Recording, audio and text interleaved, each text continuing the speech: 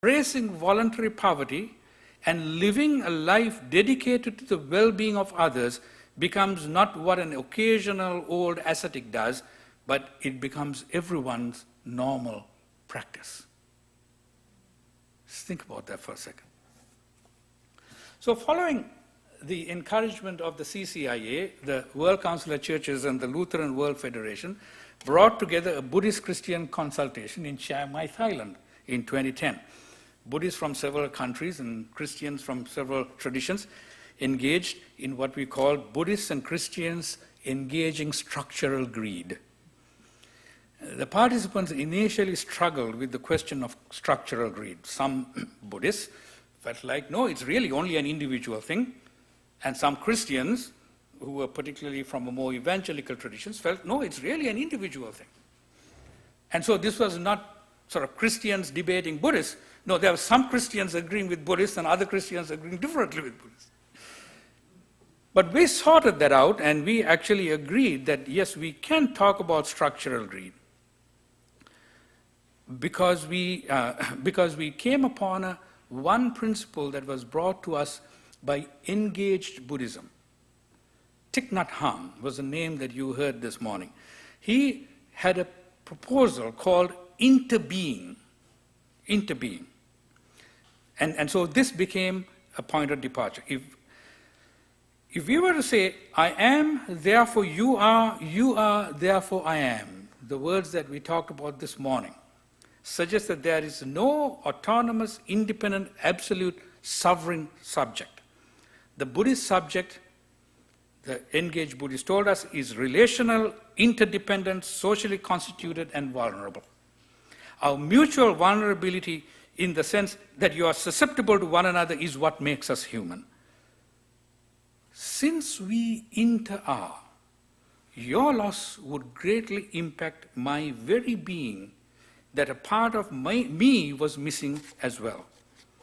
And so engaged Buddhists try to foster the conditions that would help guarantee that all sentient beings, not just human beings, all sentient beings have livable lives. This implies that violent structures have to be dismantled. Sulak Sivaraksa, one of the great engaged Buddhist leaders, said this: being a good Buddhist, therefore, involves rupturing the unjust status quo and stirring trouble. Reminds you of Ubuntu, doesn't it?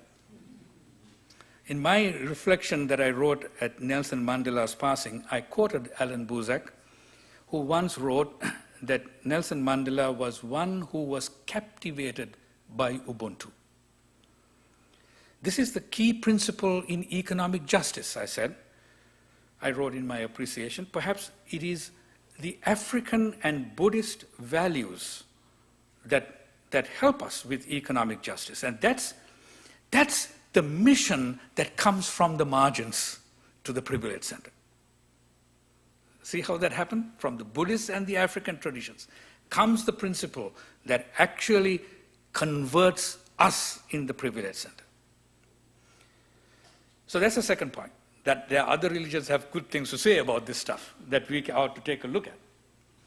And then here's the third one, which is sort of the more difficult one for all of us. The third point is that we must listen to the voices of those who are poor.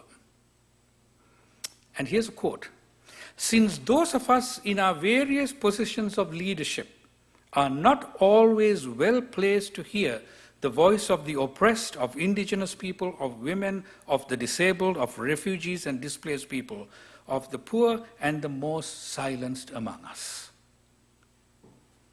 The religious leaders who came together in Matanzas, they were well-educated, influential leaders in their societies. They were the elite, and they were very aware that here was the middle-class elite of our societies sitting down and talking about those who are poor. And they said, this is a problem. This is true about the American theological establishment as well. Most theologians among us are, by definition, members of the elite. intellectual elite.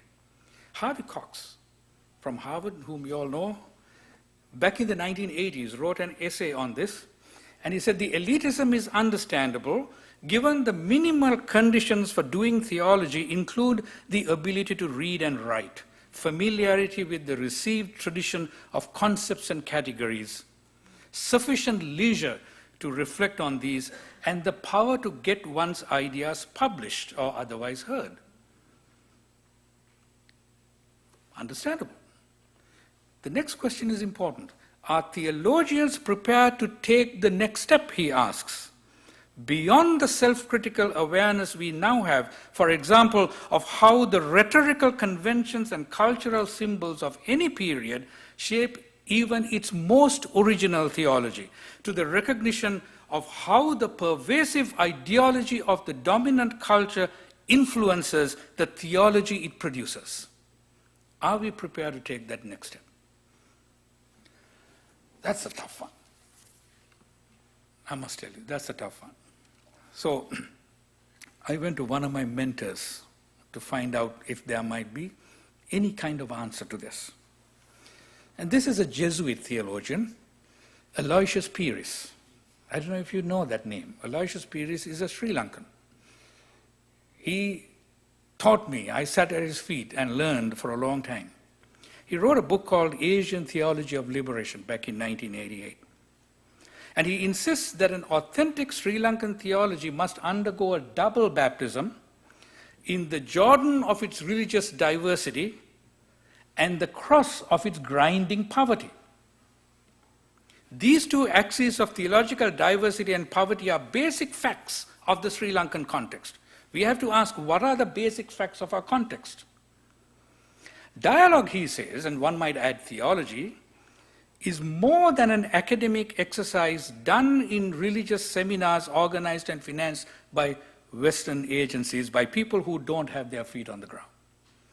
It is not an abstract concern, but a daily existential experience, never merely an intellectual exercise, but a moral commitment.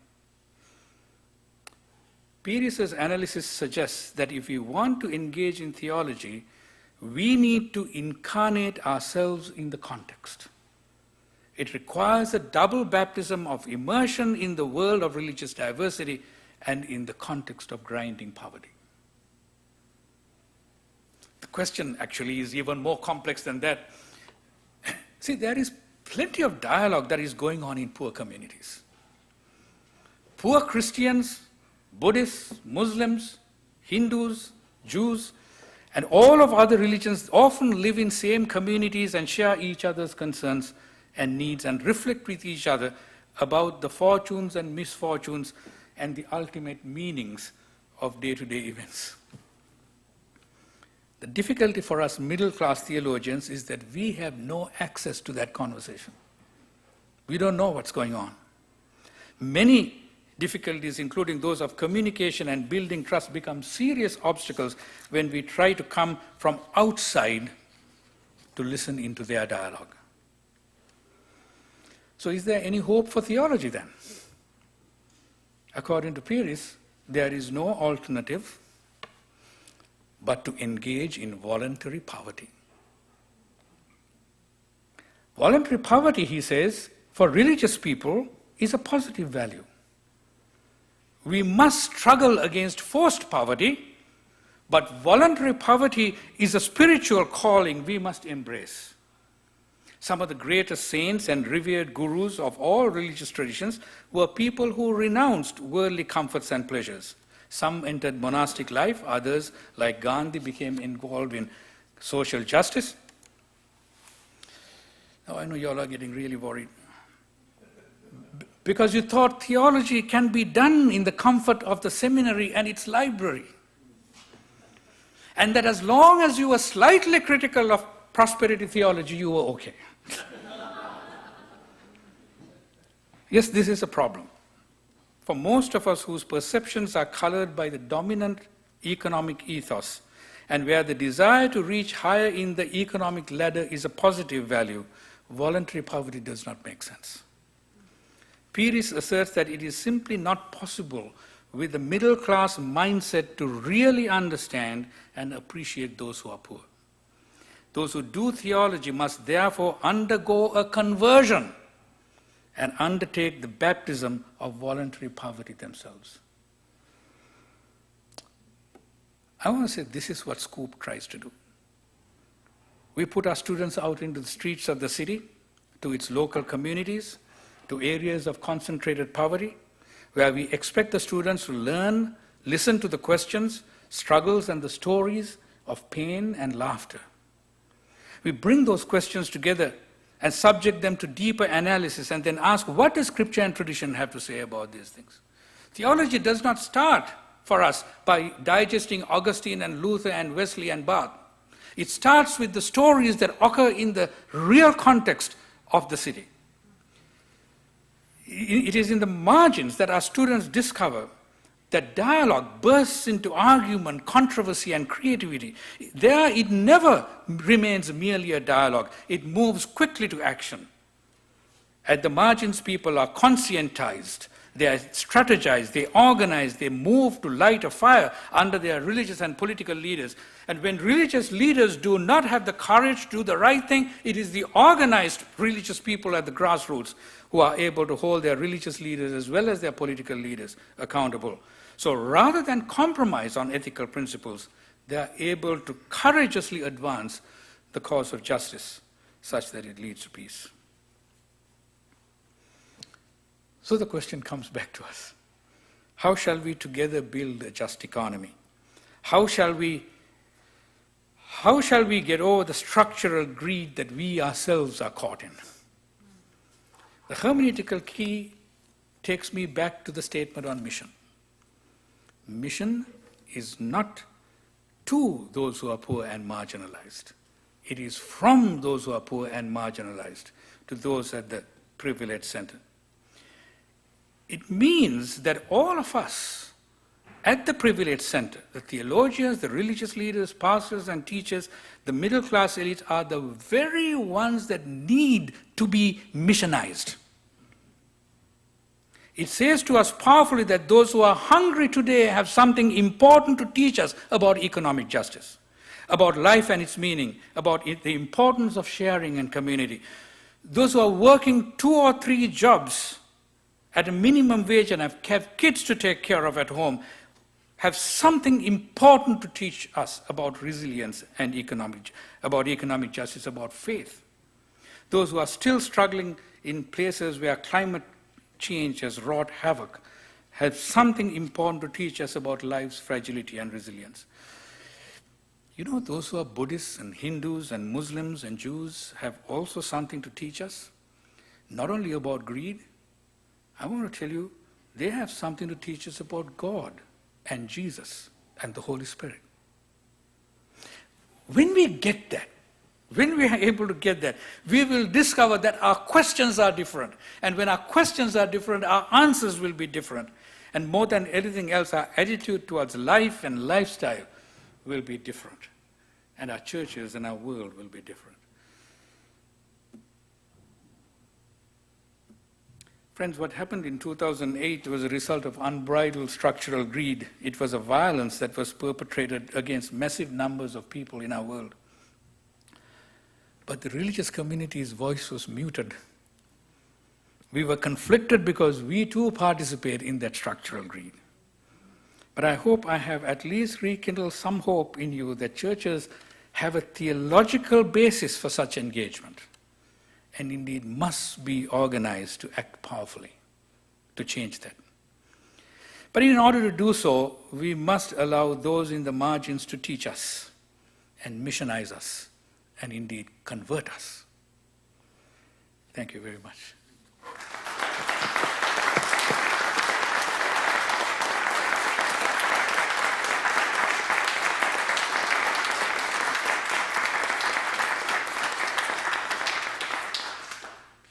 Perhaps there's some time for discussion. Is there? I don't know. Yeah. Do you want to do questions yourself, or you want me to facilitate, or? Whatever you like. You're the boss. I have that book, The Politics of Jesus. Yes. So you're not the only one. Okay. thank you. I had to read it 2 years ago for a class too, and I was really excited that I recognized the name in the book. Very good. It was republished in 1994, I think, but when I went to seminary, it was 1970s, so. Totally had to read it. Say the name again. John Howard Yoder, Mennonite theologian. Yes. I have a question about when you were saying that you started a food pantry and then you wanted the people who were giving out the food to interact with people who were receiving it. You wanted to invite them to each other. Now, I'm involved with a food pantry and with a free breakfast program. And my pastor has cautioned me about inviting people to church because they will think that they have to come to church in order to get food. She says it's a power thing. And I understand that, but I also have the urge that you spoke of. How do you balance those two things? How do you invite without making the people think that they have to come in order to continue to get food? It is a power thing if it is coercive.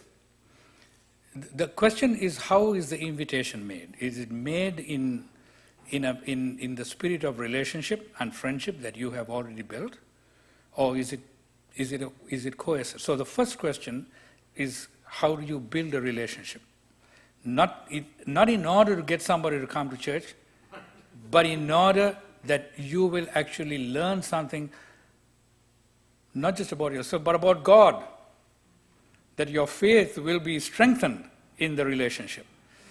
So that's the invitation. So my point was that we use that sometimes as a way to keep our culture intact.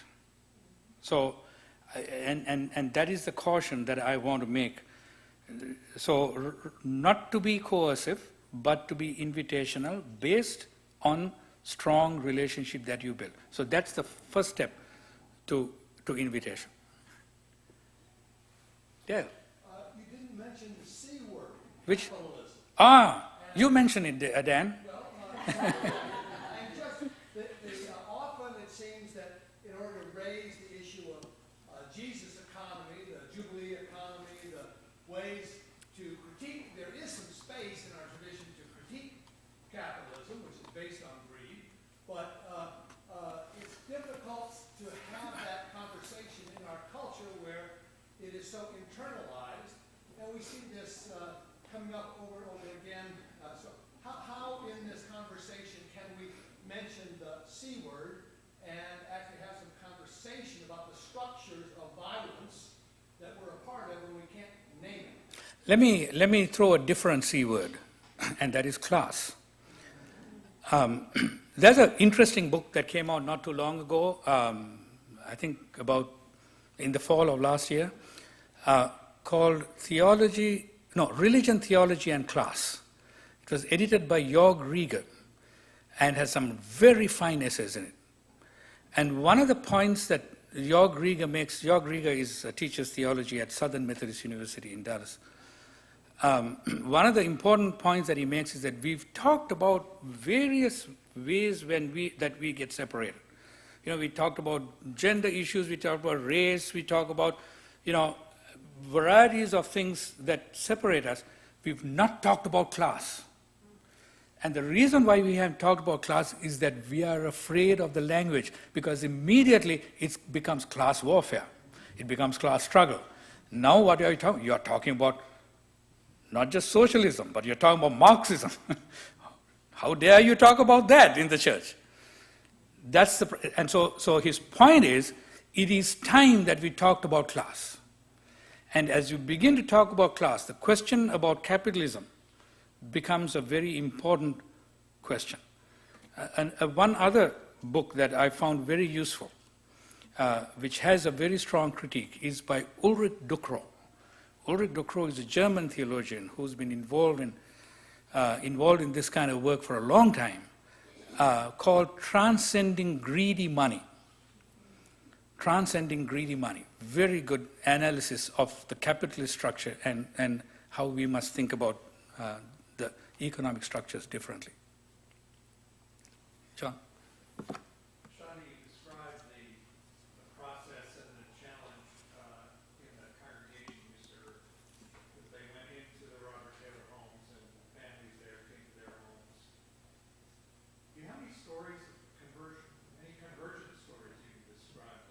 What kind of conversion in the formerly privileged center of that congregation occurred from the poor and the margins? I have, it's perhaps the most prominent story I'll have to tell you anonymously, because you, I think, know the person I'm talking about.